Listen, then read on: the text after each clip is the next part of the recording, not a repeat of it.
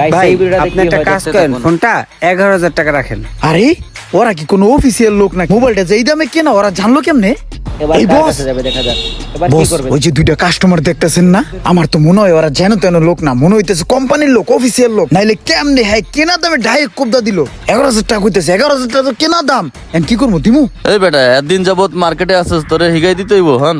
কি? আরে দোনোজনে কি প্ল্যান করে শুনুন, তারপরে ও দেখুন বস, ভিডিওটা। বুঝছি বস, বুঝছি।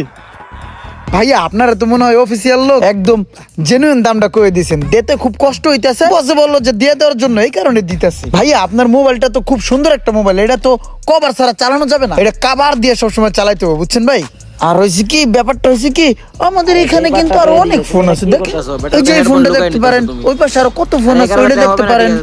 আপনাদের বন্ধু বান্ধব লইবেন এখানে ক্রয় করার জন্য, হ্যাঁ?